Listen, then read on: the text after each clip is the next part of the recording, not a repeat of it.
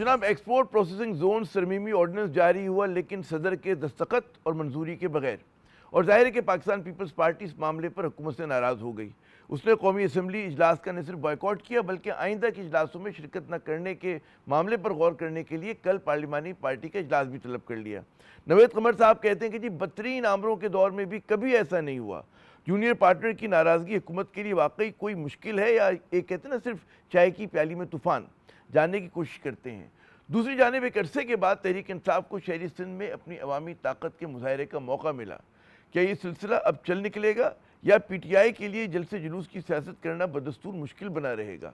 आज के प्रोग्राम में इस पर भी बात होगी और इस पर भी कि पाकिस्तान पीपल्स पार्टी वज़ीर आला खैबर पख्तूनख्वा सुहेल आफरीदी को खुशामदीद कहकर क्यों मुबैना तौर पर उनके रास्ते में रुकावटें खड़ी करने लगी।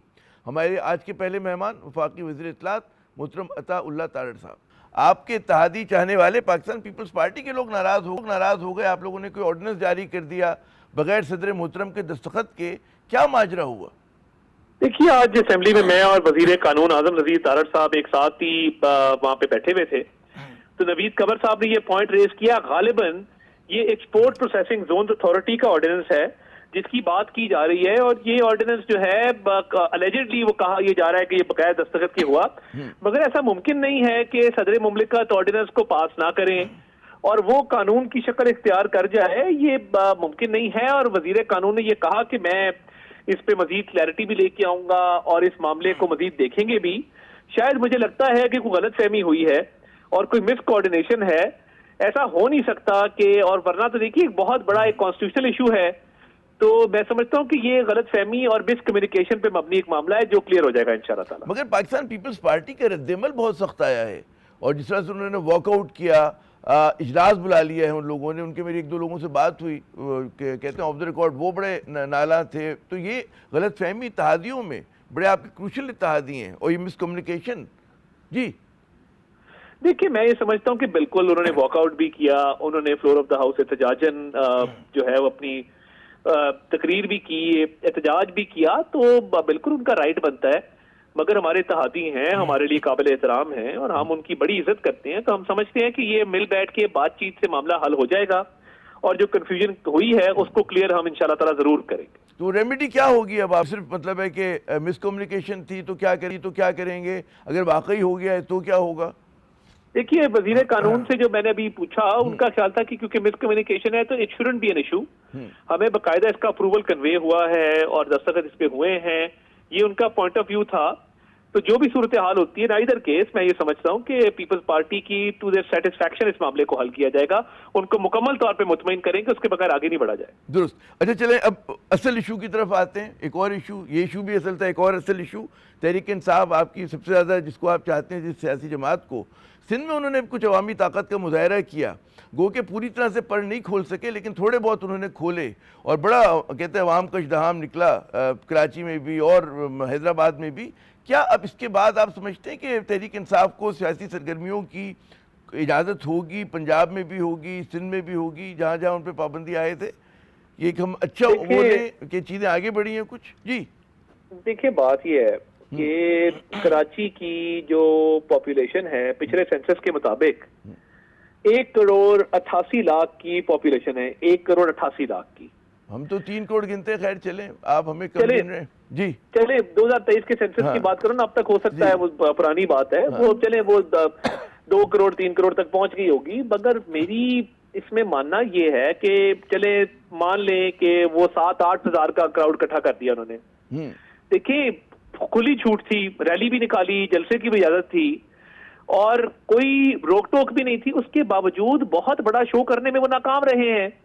अगर पीक पे वो जलसा 7-8 हजार के ऊपर था और जो इमेजेस हमने देखे हैं, ये तो जो दावा कर रहे थे पॉपुलैरिटी का और जो अपने बयानिए की कामयाबी का, उस पर अगर बेस किया जाता तो इसका तो पूरा शहर का शहर बाहर उमटा जाना चाहिए था। कराची में तो लाखों का मजमा होता, एरियल शॉट्स आते, ड्रोन फुटेज आती और पता लगता कि चारा फैसल से लेके तो बागे बाजारे कायद है, वहां पे तिल धरने की जगह नहीं है। اور ایک انسانوں کا ایک سمندر ہے, تو انفارچونیٹلی بہت روٹین کی کاروائی تھی. وہ let me be devil's advocate, وہ پی ٹی آئی کہہ رہے ہیں کہ جی نہیں ہمیں جلسے کی اجازت نہیں ملی, دیر سے ملی, قدغن لگا کے رکھا ہمارے چیف منسٹر کو حیدرآباد اور کراچی کے راستے میں یہ تو بہانے ہیں. یہ تو ان کو کال جب انہوں نے دی تھی تو یہ آگے پیچھے جب کال دیتے ہیں تو پھر اپروول کا ویٹ کرتے ہیں کہ اپروول آئے گی تو ہم لوگوں کو اطلاع کریں گے. جس نے جلسہ کرنا ہوتا ہے وہ کرتا ہے. ہم بھی اپوزیشن میں رہے ہیں, مگر ان کا بیانیہ بری طرح پٹ گیا کیونکہ جو یہ دعویٰ کرتے تھے اتنے لوگ باہر نکل ہی نہیں سکے. اچھا یہ مجھے بتائیے کہ سندھ میں نسبتاً نرمی رہی پنجاب کے برخلاف مطلب ہے, تو اب کیا سمجھا جائے کہ نارم بن جائے گا, پی ٹی آئی کم لوگ جمع کرے, زیادہ لوگ جمع کرے, قطع نظر اس بات کے ان کو اجازت دیں گے اب آپ جلسہ جلوس کرنے کی کہ جی like any other political party جیسے آپ کرتے ہیں, جمعیت علماء اسلام کرتی ہے, جماعت اسلامی کرتی ہے؟ دیکھیے دونوں شہروں کے ڈائنامکس الگ الگ ہیں. لاہور شہر میں انہوں نے جناح ہاؤس پہ حملہ کیا, جلاؤ گراؤ کیا, 9 مئی کا واقعہ ہوا اور لاہور سے اس کا آغاز ہوا, کور کمانڈر ہاؤس کو آگ لگائی گئی. اور لاہور میں دیگر بھی ان کے اجتماعات ہوئے ہیں. وہ اینکر ثنا مرزا آپ کو یاد ہوں گی جو ڈی ایس ایچ جی کی چھت پہ چڑھ کے رو کے پناہ مانگ رہی تھی, مگر ان کے کارکنان چھیڑخانی سے باز نہیں آ رہے تھے. ان کی ایک تاریخ ہے توڑ پھوڑ کی, جلاؤ گھیراؤ کی, مار دھاڑ کی, جو پنجاب میں انہوں نے ہمیشہ کی ہے, اور یہ ہمیشہ اگریسو نیت سے وہاں پہ آتے ہیں. تو دیکھیں ہر کسی کو اس کے پاس کانڈکٹ پہ جج کیا جاتا ہے. یہ نہیں ہو سکتا کہ بندہ قتل کرے اور آپ اگلی دفعہ سے کہیں آؤ 4 قتل اور کر دو. تو یہ تو جانچا جانا ہے آپ کے پاس کانڈکٹ پہ, آپ کے رویے پہ, آپ کے ماضی کے اوپر. اس کے مطابق پنجاب نے ان سے رویہ برتا جو ان کا رویہ ماضی میں رہا ہے. وہ لوگ جو ملوث تھے ان کو تو آپ نے پکڑ لیا, ان میں سے کئیوں کو سزا بھی دے دی, بہت سارے لوگ آج بھی جیل میں ہیں. تو اب تو یہ new look P T I ہے, اور یہ اگر آپ کو شیورٹی دیتے کہ جناب ہم تو بڑا پرامن جلسہ کریں گے, پرامن مظاہرہ کریں گے, تو کہتے ہیں ٹیسٹنگ دا واٹر میں کیا حرج ہے جناب؟ نہیں دیکھیے میں یہ سمجھتا ہوں کہ یہ سہیل افریدی صاحب بھی زمان پارک کی ان کی فوٹیجز موجود ہیں, ریڈیو پاکستان کی فوٹیجز موجود ہیں. تو یہ تو سارے وہ لوگ ہیں جو انتشار اور انتہا پسند ہیں اور یہ ملوث رہے ہیں. تو ان کی بات پہ کیسے اعتبار کر لیا جائے؟ تو دیکھیں بالکل میں سمجھتا ہوں پنجاب حکومت نے بالکل ٹھیک کیا جو کیا. تو وہ پالیسی جاری رہے گی. لیکن یہ جو ایک پھر لوگ تنقید کرتے ہیں, حتیٰ کہ جو رائٹس گروپ ہیں ہیومن رائٹس کے, وہ بھی کہتے ہیں بھی جمہوریت ہے, جمہوریت میں تڑپنے پھڑکنے کی اجازت ہوتی ہے, تھوڑا بہت بات چیت کرنے کی ہوتی ہے, اختلاف کرنے کی ہوتی ہے. تو کس طرح سے آپ لوگ جسٹیفائی کریں گے؟ کیونکہ اس کی وجہ سے آپ نہیں سمجھتے کہ آپ کی حکومت میں تنقید زیادہ بڑھ رہی ہے؟ نہیں دیکھیے جب پی ٹی وی کو جلایا گیا اور وزیر جو اس وقت عمران خان تھا بعد میں وزیر اعظم بنا, اس نے مبارک دی بعد میں بننے والے صدر کو کہ الوی بھائی آج پی ٹی وی کے اندر گھس گئے ہمارے کارکنان, شیشے توڑ دیے ہیں. عصمت اللہ جنیجو نامی ایس ایس پی کو یہاں پہ بری طرح مارا پیٹا گیا.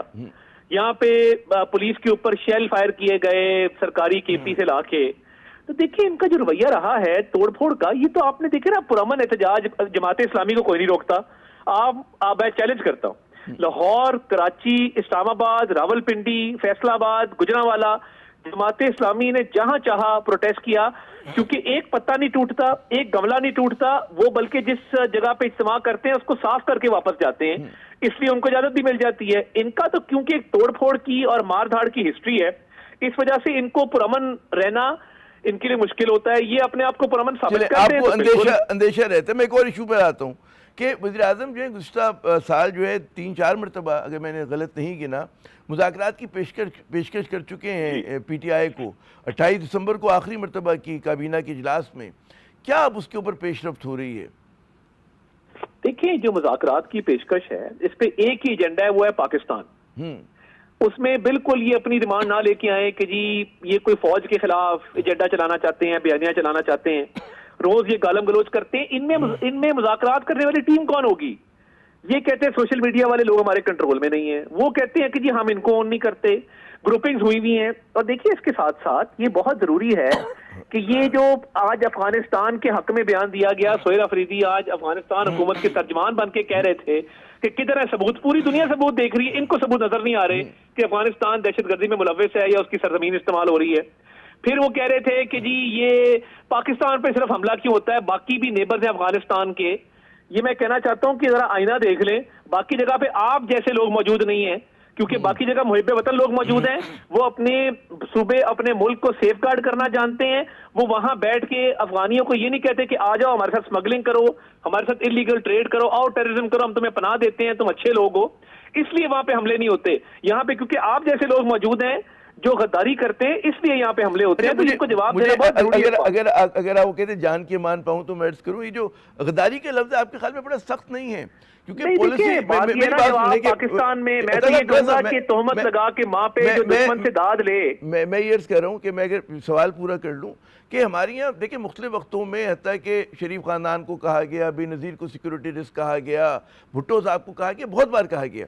پالیسی کے اوپر اختلاف جو ہوتا ہے وہ یہ نہیں ہوتا کہ غداری ہے, وہ ایک حکمت عملی ہے آپ کی. آپ سمجھتے ہیں جی دہشت گردی کی جنگ جو ہم اس راستے سے لڑیں گے, ان کو غالباً ہو سکتا ہے کہ کمزور ان کا موقف ہو, لیکن ان کا ایک اور ارادہ ہے. مگر بات یہ ہے آپ بیٹھیں گے نہیں جب تک بیٹھ کے بات نہیں کریں گے. ہم تو کتنی دفعہ کہا کہ آئے, یہ ایپیکس کمیٹی میں نہیں آئے, ان کو بلٹ پروف گاڑیاں دی, انہوں نے واپس کر دی. ان کے پاس پتہ نہیں کون سی گاڑیاں ہیں وہاں پہ جو یہ پولیس کو دی ہوئی ہیں انہوں نے. دیکھیے بات یہ ہے کہ بات پھر وہی ہے, میں سے آگے کی بات کروں گا کہ تہمت لگا کے ماں پہ جو دشمن سے داد لے, ایسے سخن فروش کو بھر جانا چاہیے. پولیٹیکل ٹیرر کرائم نیکسس ہے وہاں پہ, یہ آئل کی سمگلنگ, ڈرگز کی smuggling, tobacco mafia, timber mafia, یہ سارے آپریٹ کر رہے ہیں. نان کسٹم پیڈ گاڑیاں چل رہی ہیں, اس پہ تو قابو پا نہیں سکے. تو دیکھیں نا, یہ اور غداری کیا ہوتی ہے کہ آپ ایک دوسرے ملک کے لوگوں کو پناہ بھی دیں, ان کو حملے کرنے کا بھی جو ہے وہ اختیار دیں, اور اس کے بعد کہیں کہ جی اب آپ کے پاس کیا ثبوت ہے کہ وہ دہشت گردی کر رہے ہیں. تو یہ تو بڑے افسوس کا مقام. اچھا مجھے وہ کہتے ہیں, let me be devil's advocate, میں دوبارہ بن رہا ہوں. لوگ کہتے ہیں کہ جی, اور یہ لوگ بہت زیادہ کہتے ہیں جو بھی پختونخوا کی پولیٹکس کو سمجھتے ہیں, کہ جی ایک برڈن آف ہسٹری ہے کہ ہمارا ایک بڑا منفرد قسم کا بارڈر ہے, ڈیورین لائن ہے 1922 میں جو ہے پاکستان جو ہے ایک اس کے تحت ایزمنٹ رائٹس ہیں جو برٹش انڈیا نے افغانستان کو دیے تھے, اور یہ کہا تھا کہ جی تینوں فریق جب تک ملیں گے نہیں اس وقت تک ہم اور کوئی فیصلے نہیں کریں گے. اب اس کا جو ہے برٹش انڈیا کی جگہ پاکستان وہ فیصلہ کر رہا ہے. تو وہاں پہ تجارت, جس کو اسمگلنگ بھی کہا جاتا ہے, وہ لوگ تجارت کہتے ہیں, ہم اور آپ اسمگلنگ کہتے ہیں. تو ایک بڑی کہتے ہیں مشکل ایک وہاں کی وہ ہے, بارڈر ہے وہاں کا. تو آپ کے خیال میں نہیں, تو یہ پنجابیوں نے کیوں نہیں بنایا ہوا مشکل؟ یہ ایسٹرن پنجاب ویسٹرن پنجاب بھی ہے نا. ایز اے پنجابی میں آپ کو کہتا ہوں انٹرنیشنل بارڈر ہے, اور ہم اس کو رسپیکٹ کرتے ہیں. انٹرنیشنل بارڈر کو کوئی وائلیشن نہیں ہوتی.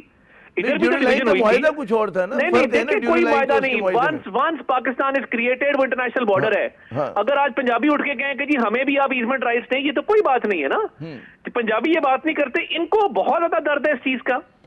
انٹرنیشنل بارڈر ہے, اس کی وائلیشن انٹرنیشنل بارڈر کی وائلیشن ہے. دیر از نو ڈیورنٹ لائن, اور یہ جتنی جلدی ان کو سمجھ آ جائے گا اتنا بہتر ہے, ورنہ ان کو we know how to convince them the hard way, ورنہ پھر ان کو سخت طریقے سے سمجھایا جائے گا. اچھا اب یہ بتائیے کہ ڈیڈ لاک ختم ہو تو کیسے ہو؟ اب ایک تو آپ نے کہا جی ہارڈ وے ہے, اور دوسرا کوئی اور طریقہ بھی کہ گفتگو شنید ہو سکے, کچھ افہام و تفہیم ہو سکے, دیکھیے پاکستان کو آگے بڑھنے کا راستہ ملے. کہا ہے, مگر وہ مذاکرات پاکستان کی بھلائی, پاکستان کے مفاد میں, پاکستان کے دفاع کو مضبوط کرنا, پاکستان کی معیشت کو مضبوط کرنا, اور پاکستانی شہریوں کی زندگی کو آسان کرنا, اس کے لیے مذاکرات ہوں گے. اس کے لیے ان کو ترک کرنا پڑے گا جو انہوں نے اینٹی فوج بیانیہ بنایا ہوا ہے. اس کے لیے جو ملک دشمن ان کی پوسٹ ہیں ان کو ترک کرنا پڑے گا, جس طرح یہ سوشل میڈیا پہ کرتے ہیں. اور اس کے لیے ہم تیار ہیں بالکل, مگر یہ سوچ ترک کر کے پاکستان کے مفاد میں آگے چلنا پڑے گا. اگر یہ افغانستان کے ترجمان بن کے بیٹھیں گے تو پھر وہ قابل قبول نہیں ہوگا. بہت بہت شکریہ تھا طاہر صاحب, آپ نے اپنا قیمتی وقت دیا. جو کچھ سندھ میں ہوا, پی ٹی آئی نے جس طرح سے مطلب اپنا شو اسٹرینتھ کیا, اس پر کچھ پیپلز پارٹی کا بھی موقف لیتے ہیں, کچھ تحریک انصاف کا بھی لیتے ہیں. ہمارے ساتھ رہیے گا. تو جناب بڑا سوال یہ ہے کہ کیا وجہ ہے کہ پاکستان پیپلز پارٹی نے سہیل آفریدی صاحب کا خیر مقدم کیا, انہیں اجرک پہنائی, ٹوپی تحفے میں دی, پھر ان کے راستے کی میں جو ہے رکاوٹیں کھڑی کرنی شروع کر دیں. ہم نے زحمت دیے اس سوال کے جواب حاصل کرنے کے لیے سندھ حکومت کی ترجمان محترمہ سعدیہ جاوید صاحبہ کو. سعدیہ صاحبہ, سب سے پہلے تو یہ سمجھائیے کہ پاکستان پیپلز پارٹی نے اچانک رنگ کیوں بدلا, کیا ہوا یہ؟ پہلے تو سب سے پہلے تو میں آپ کے چینل کے جو ڈی ایس این جی کے عملے پر, آپ کی گاڑی پر جو حملہ ہوا اس کو کنڈیمڈ کروں گی, کیونکہ سب سے پہلے میرا خیال سے پی ٹی آئی کے مشتعل کارکنوں نے آج ٹی وی پر کی گاڑی اور آپ کی جو رپورٹر خاتون تھی ان پر حملہ کیا, تو میں سب سے پہلے تو اس کو کنڈیمڈ کروں. بہت شکریہ آپ کا. دوسری بات دیکھیں, یہ بالکل جو کہ پی ٹی آئی کی روایت رہی ہے غلط بیانی سے کام لینا. چیف منسٹر کے پی کے کو سعید غنی صاحب جو کہ منسٹر ہیں سندھ حکومت کے اور کراچی کے پریزیڈنٹ ہیں پاکستان پیپلز پارٹی کے, انہوں نے ایئرپورٹ پر ریسیو کیا, اور اجرک اور ٹوپی جو سندھ کی مہمان نوازی یا کسی کو استقبال کرنے کا طریقہ ہے اسی طرح سے ان کو جو ہے وہ ریسیو کیا گیا. اور اس کے بعد انہوں نے دیکھیں کسی بھی چیز شہر میں ریلی نکالنے کی ہو چاہے شہر میں جلسہ کرنے کی ہو کوئی ایس او پی ہوتی. ناصر حسین شاہ صاحب مسلسل ان کے رابطے میں تھے. جیسے ہی قافلے شارع فیصل پہ آئے جو میرا خیال سے کہ کسی بھی محب وطن پاکستانی کو ایکسیپٹیبل نہیں ہوگا کہ ریاست مخالف نعرہ بازی ریاستی اداروں کے خلاف بات چیت. صدر مملکت آصف علی زرداری پاکستان پیپلز پارٹی کے کو چیئرمین ہے لیکن اس کے علاوہ وہ اس ریاست کے سربراہ ہیں.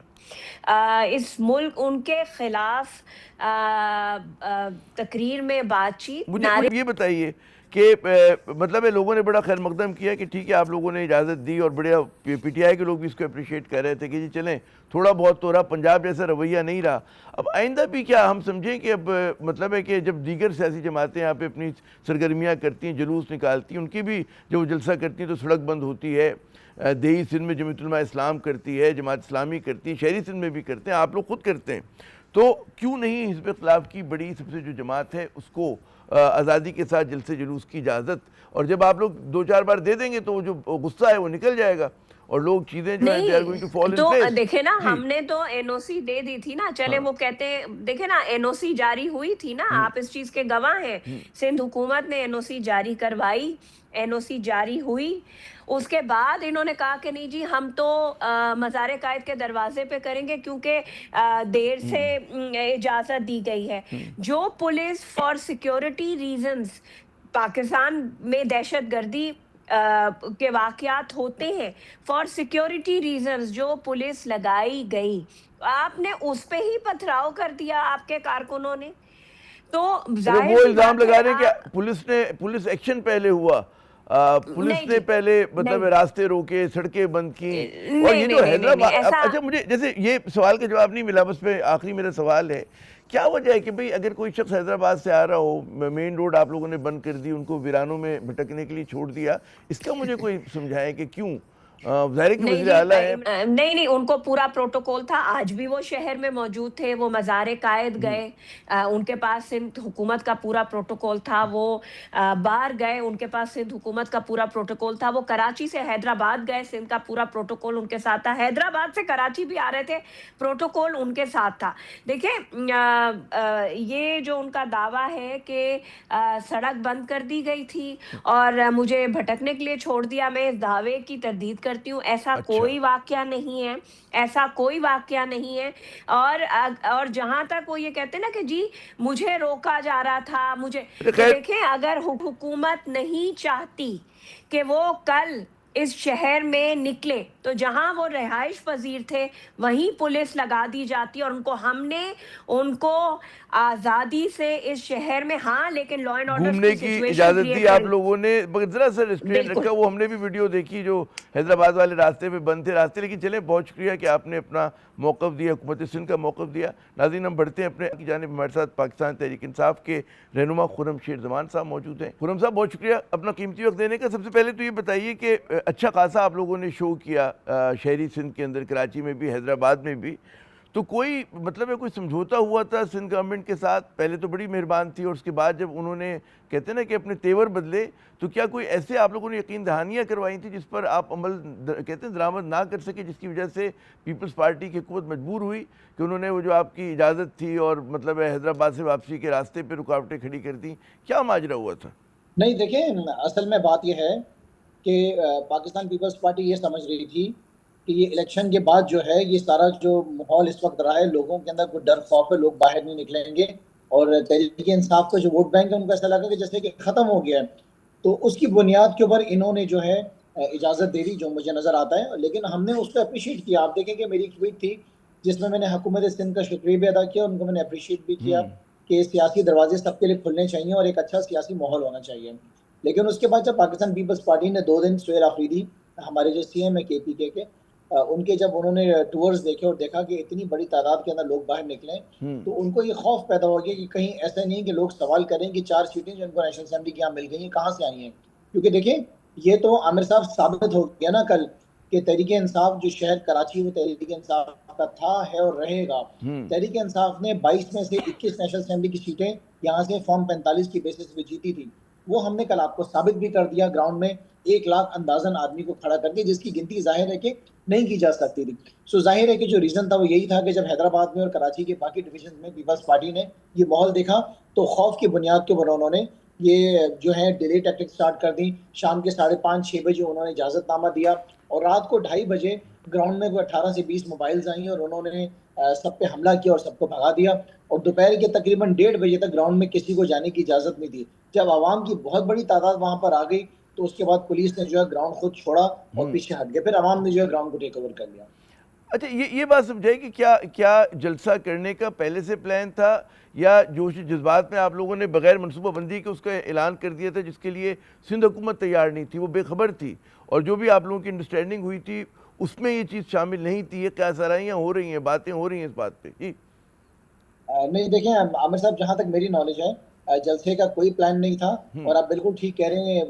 جذبات کے اندر ہم نے بھی ہاں کر دی اور جذبات میں حکومت سندھ نے بھی ہاں کر دی. تو جب حکومت سندھ نے ہاں کر دی تو ہم نے اس چیلنج کو قبول کیا. جب ہم نے چیلنج کو قبول کیا تو ہم نے آپ کو پروف کر کے دکھایا کہ گراؤنڈ میں ایک بھی کرسی نہیں لگی, گراؤنڈ میں ایک بھی کنٹینر نہیں آیا. ہمارے میڈیا حضرات بہت ناراض ہوئے ہم سے, ان کو مناسب نظام نہیں مل سکا, وہ کہیں بیٹھ نہیں سکے, کہیں ان کو کھڑے ہونے کی جگہ نہیں ملی.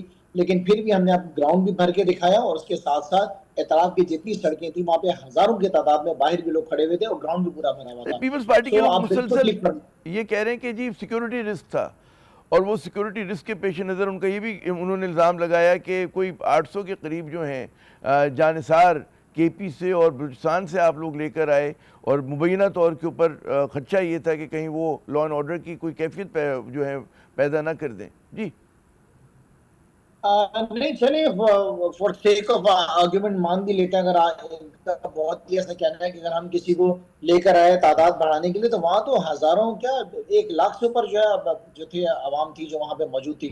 ہمیں کیا ضرورت ہے کسی کو کہیں سے لے کر آنے کی؟ دیکھیں یہ پی ٹی آئی ہے, یہ ایم کیو ایم نہیں ہے, یہ پی ایس پی نہیں ہے, یہ پیپلز پارٹی ہے, پی ایم ایل این نہیں ہے جو ایک صوبے پہ یا ایک شہر پہ ڈیپینڈنٹ ہو. پاکستان تحریک انصاف کا مینڈیٹ کراچی سے لے کے کشمیر تک ہے.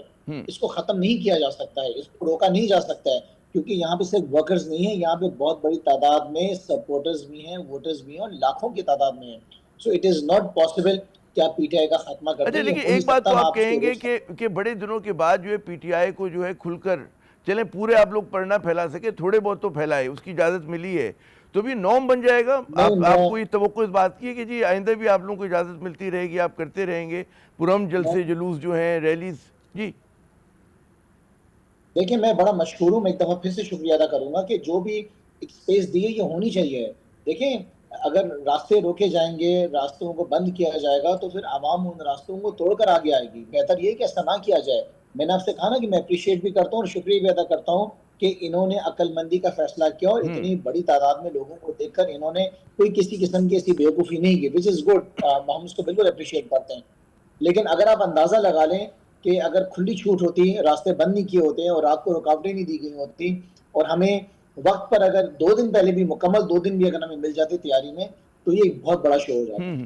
اچھا جنا گراؤنڈ وہ کہا جا رہا ہے کہ جی وقت پہ نہیں پہنچ سکے سہیل آفریدی صاحب, اور وہاں پر بغیر تقریر کیے چلے گئے, کیا وجہ تھی اس کی؟ وہ بلدیہ میں بھٹکتے رہے. بالکل آپ نے ٹھیک فرمایا. میں یہ سمجھتا ہوں کہ سی ایم صاحب کو گراؤنڈ میں 5:30 بجے تک پہنچ جانا چاہیے تھا. اصل میں ان کے جو تھے وزٹس بہت زیادہ تھے. جب وہ نکلے ہیں اپنے, انہوں نے جہاں پہ ان کی رہائش تھی وہاں سے جب نکلے ہیں تو اس راستے میں بہت زیادہ لوگ تھے, تو بلدیہ پہنچنے میں ان کو بہت ٹائم لگ گیا. بلدیہ میں بھی ایک بہت بڑا ویلکم تھا, وہاں سے آتے تھے ٹائم لگ گیا. میں سمجھتا ہوں اگر سی ایم صاحب شام 5:30 بجے تک اگر یہ گراؤنڈ میں پہنچ جاتے تو یہ ایک بہت بڑا شو ہوتا, اس کے بڑے زبردست ویژولز آتے. ان تمام وزٹس میں آپ دیکھیں کہ بہت بڑی تعداد میں باہر نکلے. میں سمجھتا ہوں سندھ کی قیادت بہت اچھا کام کر رہی ہے. ڈیفینیٹلی بہتری کی ضرورت ہے اور بہتری اور ہو بھی جائے گی, لیکن ایسا ہو نہیں سکتا کہ تنظیم کام نہ کر رہی ہو اور اتنے جو ہیں زبردست ایونٹس ہو جائیں. موجودہ حالات کو مد نظر رکھتے ہوئے اگر آپ دیکھیں تو اس کے باوجود بھی آپ دیکھیں گے عوام کو بہت بڑی تعداد میں ظاہر ہے نکالا بھی ہے, لوگ نکلے بھی ہیں, خان صاحب کی محبت میں بھی نکلے اور ہم اپنے مقصد میں کامیاب بھی ہوئے ہیں. بہت بہت شکریہ خرم شیر زمان صاحب، آپ نے اپنا قیمتی وقت دیا. ناظرین ایک مختصر وقفہ لیتے ہیں، ہمارے ساتھ رہیے گا. وائٹ ہاؤس نے ایکس کی پوسٹ میں عوام سے امریکی فوج کے نئے مشن کے لیے دعا کی اپیل کی ہے. لیکن امریکی فوج کا نیا مشن آخر ہے کیا؟ کیا سرائیاں زوروں پر ہیں کہ ایک مرتبہ پھر امریکہ کا ہدف جو ہے ایران ہوگا؟ ایرانی سرحد کے قریب امریکی طیاروں کی جو ہے پرواز کے متعلق بھی خبریں گرم ہیں. دوسری جانب ایرانی وزارت خارجہ نے کہا ہے کہ جی جنگ ہو یا مذاکرات ہم تیار ہیں. ایرانی وزیر خارجہ عباس عراقچی نے الزام لگایا کہ جی حالیہ مظاہروں میں خوریزی جو ہے وہ ٹرمپ کی مداخلت کے بیان کی وجہ سے ہوئی، یعنی کہ ہمارے خطے میں جو ہے صورتحال دھماکہ خیز ہے اور ایک نئی جنگ کے بادل جو ہیں فضا میں منڈلا رہے ہیں. امریکی حملے کی صورت میں کیا خطے میں جنگ کے پھیلنے کے امکانات ہیں؟ کیا معاشی پریشانیوں اور بڑھتے احتجاج اور مظاہروں میں گھری ایرانی حکومت اپنا اقتدار برقرار رکھ پائے گی؟ کیا ایران بھی جو ہے ریجیم چینج آپریشن کے دہانے پر ہے؟ ممکنہ جنگ اور ایران میں کسی تبدیلی کے خطے پہ کیا اثرات ہوں گے اور پاکستان کے اس معاملے پر جو ہے وہ کہاں کھڑا ہے؟ بات کرنے کے لیے ہمارے ساتھ دیں گے سابق سیکرٹری خارجہ اعجاز احمد چودھری صاحب کو. اعجاز صاحب بہت شکریہ اپنا قیمتی وقت دینے کا. سب سے پہلے تو یہ بتائیے گا کہ کیا ایران پر امریکی حملہ جو ہے ناگزیر ہو چکا ہے؟ نہیں، ایسا تو نہیں ہے. میرے خیال میں ہوا یہ ہے کہ جب ایران کے اندر مظاہروں نے شدت پکڑی تو اسرائیل اور امریکہ کو خیال آیا کہ چلے ہم بھی ذرا تھوڑا سا اس سے فائدہ اٹھا لیں اور ایران کے اندر کوئی ایک آدھ سٹرائک کر لیں. کیونکہ اگر آپ کو یاد ہو تو جب 12 روزہ جنگ ہوئی تھی جون میں، تو اس کے بعد انہوں نے ان کی نیوکلیر فیسلٹیز کو تو نقصان پہنچایا تھا، لیکن جو میزائل فیسلٹیز تھیں جس کی وجہ سے ایران نے ترکی بترکی جواب دیا تھا اسرائیل کو، وہ اب ان کے نشانے پر ہیں کہ ہم کسی طرح. اب یہ جیسے ہی یہاں پہ کوئی مظاہرے ہوئے تو تیسے ہی ان کو یاد آ گیا یہ ایران کے لوگوں کی محبت میں نہیں یہ بات کر رہے، یہ تو صرف اپنا ایران کی حکومت کو مزید تبدیل یعنی مزید کمزور کرنے کے لیے یہ کر رہے تھے. اور اگر ان دی پروسیس مظاہرے شدت پکڑ جاتے اور رجیم بھی چینج ہو سکتی ہوتی تو یہ ایک ڈبل بینیفٹ تھا. پر میرا خیال میں وہ بنیادی طور پر ان کی خواہش اور کوشش ہے کہ ایران کی حکومت کو مزید کمزور کیا جائے اور اس کے جو ایسٹس ہیں میزائل کے ان کو تباہ کیا جائے. مجھے تو ایسا کچھ نظر آ رہا ہے. جی اعجاز صاحب یہ بتائیے گا کہ جو معاشی پریشانیوں کا شکار جو ایرانی حکومت ہے امریکی حملے کی صورت میں کیا برقرار رہ پائے گی جس طرح کے مظاہرے ہوئے ہیں اس کے خلاف؟ مجھے ایسا لگ رہا ہے کہ جیسے یہ ایک بار پھر مظاہروں پر قابو پا لیں گے. ابھی آج جو میں ایران کے وزیر خارجہ کی پریس کانفرنس دیکھ رہا تھا، بڑے پرمطمئن اور پر اعتماد نظر آئے کہ نہیں ہم یہ کر لیں گے. اس کو پر مطمئن تو نہیں کہنا چاہیے، پر اعتماد نظر آئے کہ ہم یہ کر لیں گے اس کو. تو مجھے لگتا یہ ہے کہ یہ تو کوئی شک نہیں ہے کہ وہاں پہ اقتصادی حالات خراب ہیں، جو کرنسی ہے وہ بڑا اسٹیپلی ڈیٹیریٹ کی ہے. تاجر نکل آئے ہیں، پہلے تاجر اس طرح نہیں نکلتے تھے. اس دفعہ تو 28 دسمبر کو تاجروں نے شروع کیا اپنی دکانیں بند کر کے سڑکوں پر آ گئے. تو اس وجہ سے یہ معاملہ تو اس دفعہ بہت زیادہ سیریس تھا. لیکن اس کے ساتھ ہی ایرانی حکومت یہ دعویٰ کر رہی ہے کہ باہر سے لوگ لائے گئے جنہوں نے مسجدوں کو نظر آتش کیا، جنہوں نے لوگوں پہ گولیاں چلائیں، تو تاکہ یہ معاملات ہوا پھیلے، یعنی ایک قسم کا آگ کے اوپر جلتی آگ پر تیل پھینکا جائے. تو وہ یہ ممکن ہے ایرانی یہ درست کہہ رہے ہو، کیونکہ آپ کو پتہ ہے سی آئی اے تو اپنا بجٹ بھی رکھتی رہی ہے ایران کے رجیم چینج کے لیے. اسرائیل کو کوئی ڈھکا چھپا نہیں ہے، تو وہ کرتے تو ہیں. لیکن ماضی میں بھی جتنی ہوئی ہیں تحریکیں، 1999 میں بھی ہوئی، پھر 2007 میں ہوئی، 2009 تک چلی، 2017 میں ہوئی، 2022 میں ابھی ماسا کی والی ہوئی، وہ بھی چلی. یہ قابو پا لیا انہوں نے. قابو تو پا لیں گے لیکن بے چینی ہے، کیونکہ اقتصادی لحاظ سے مسائل بہت زیادہ ہیں اور وہ بھی سینکشنز کی وجہ سے زیادہ ہیں. تو وہ بہرحال ان کو ایک مسئلہ ہے جس سے وہ فائدہ اٹھا کر وہ چاہتے تھے کہ ہم یہ کام کریں. اچھا، جب وہ ایران کے شاہ کے خلاف تحریک چلی تھی تو اس کا ایک سیاسی چہرہ تھا خمینی صاحب کی صورت میں، دیگر سیاسی جماعتیں جو تھیں وہ بھی اس کے اندر کوئی نہ کوئی ان کی لیڈرشپ ہوا کرتی تھی. اس مرتبہ کیا یہ فیس لیس پوری تحریک ہے یا اس کا بھی کوئی چہرہ ہے؟ جو پہلوی صاحب ہیں، ان کے صاحبزادے پرانے شاہ کے رضا پہلوی صاحب، کیا وہ کوئی چہرہ بن پا رہے ہیں یا بہت ہی نومنل ان کی پارٹیسپیشن ہے؟ پرانے شاہ کے جو بیٹے ہیں وہ کوشش تو کر رہے ہیں، لیکن میرا نہیں خیال کہ ان کی کوئی سپورٹ ہے. دیکھیں جو رورل ایریاز میں تو ویسے بھی شاہ کی کوئی سپورٹ نہیں تھی اس زمانے میں بھی. اور یہ آپ کی بات صحیح ہے کہ جس طرح اس زمانے میں خمینی کا چہرہ مل گیا، یہاں پہ اس کا کوئی متبادل قیادت نظر نہیں آئی. اسی لیے میرا یہ خیال تھا کہ یہ جو تحریک ہے وہ دم توڑتی نظر آ رہی ہے. اور اگر ایرانی دعوے درست ہیں تو پھر میرے خیال میں مزید آگے مسائل ان کو اتنے نہیں ہوں گے، پھر فی الحال نہیں ہوں گے، لیکن ان کو کچھ نہ کچھ تو اپنی اقتصاد کو بہتر کرنا پڑے گا نا یہ عامر ریاض صاحب، اس کے بغیر گزارا چلے گا نہیں، یہ پھر آ جائے گا مسئلہ۔ اور یہ جہاں تک امریکہ کا تعلق ہے وہ تو یقیناً کچھ نہ کچھ کرنا چاہیں گے، لیکن میں کوئی مکمل طور پر جنگ اس لیے نہیں دیکھ رہا کہ یاد رکھیں کہ پہلے جب اچھا یہ آپ کہہ رہے ہیں کہ امریکہ سے ناگزیر نہیں ہے، لیکن ظاہر ہے کہ امکانات ہیں۔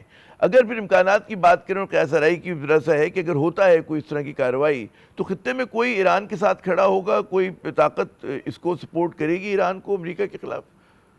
عامر صاحب اس وقت ہم جس دور سے گزر رہے ہیں اس میں کوئی ملک دوسرے ملک کی جنگ لڑنے کو تیار نہیں ہے، ہر ملک نے اپنی جنگیں لڑنی ہے، البتہ الائنسز بن سکتے ہیں، وہ بنائے جا رہے ہیں، کیونکہ نہ بین الاقوامی قانون ہے کوئی، نہ کوئی اور، یعنی اس وقت تو بالکل ایک جنگل کا قانون، اس لیے ایران کو بھی اپنی جنگ خود لڑنا ہوگی۔ البتہ چین کے لیے، پاکستان کے لیے، ایران کے دوسرے ہمسایوں کے لیے ایران کے اندر امن بڑا ضروری ہے، اس لیے پاکستان کی، چین کی، ان تمہارے لوگوں کی ہمدردیاں بہرحال ایران کے ساتھ ہے، خصوصاً ایران کے لوگوں کے ساتھ ہے۔ تو سفارتی سطح پہ کیا پاکستان کا کیا ممکنہ رد عمل ہونا چاہیے؟